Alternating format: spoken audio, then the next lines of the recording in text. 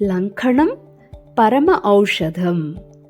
ಏನೂ ತಿನ್ನದೇ ಇರುವುದು ಲಂಘನಂ, ಇದು ಒಂದು ಲಂಘನಂ. ಮಾತನಾಡದೇ ಇರೋದು ಎರಡನೇ ಲಂಘನಂ. ಯೋಚನೆ ಮಾಡದೇ ಇರೋದು ಮೂರನೇ ಲಂಘನಂ. ಇದೇ ಪರಮ ಔಷಧಂ. ಆದ್ದರಿಂದ ಉಪವಾಸವು, ಮೌನವು, ಧ್ಯಾನವು ಮೂರು ಲಂಘನಗಳಿವೆ. ಏನೂ ತಿನ್ನದೇ ಇರೋದು ಉಪವಾಸವು, ಮಾತನಾಡದೇ ಇರೋದು ಮೌನವು, ಯೋಚನೆ ಮಾಡದೇ ಇರೋದು ಧ್ಯಾನವು. ಇದೇ ಪರಮ ಔಷಧವು. No doctor, no medicine, only ಲಂಘನಂ. ಯಾವುದೇ ಡಾಕ್ಟರ್ ಬೇಡ, ಯಾವುದೇ ಮಾತ್ರೆಗಳು ಬೇಡ, ಬೇಕಾಗಿರೋದು ಕೇವಲ ಲಂಘನಂ.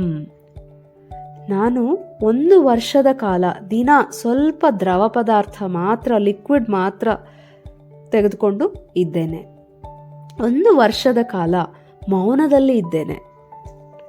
ಗಾಂಧೀಜಿಯವರು ಪ್ರತಿ ವಾರವೂ ಉಪವಾಸ ಮತ್ತು ಮೌನದಲ್ಲಿರುತ್ತಿದ್ದರು.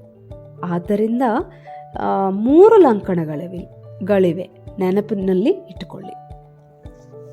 ನನ್ನ ಹತ್ತಿರ 3 ಇವೆ. ಅವು ಏನಂದರೆ, ಒಂದೇನೋ 1 ರೂಪಾಯಿ, ಅದೇ ಉಪವಾಸವು. ಇನ್ನೊಂದು 20 ರೂಪಾಯಿಗಳಿವೆ, ಅದು ಮೌನವು.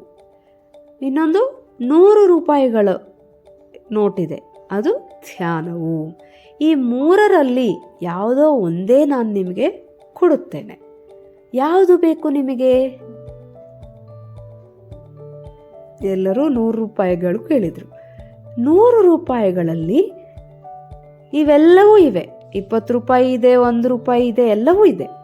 20 ರೂಪಾಯಲ್ಲಿ ಕೇವಲ ಒಂದಿದೆ, ಒಂದಿಲ್ಲ. 1 ರೂಪಾಯಲ್ಲಿ ಇನ್ನು ಬೇರೆ ಯಾವುದೂ ಇಲ್ಲ, ಅದನ್ನು ಬಿಟ್ಟು.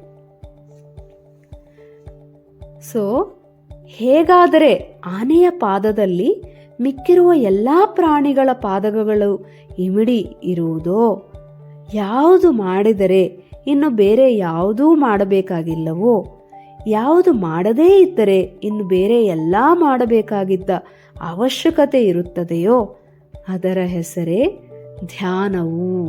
100 ರೂಪಾಯಿಗಳ ನೋಟು. ಧನ್ಯವಾದಗಳು.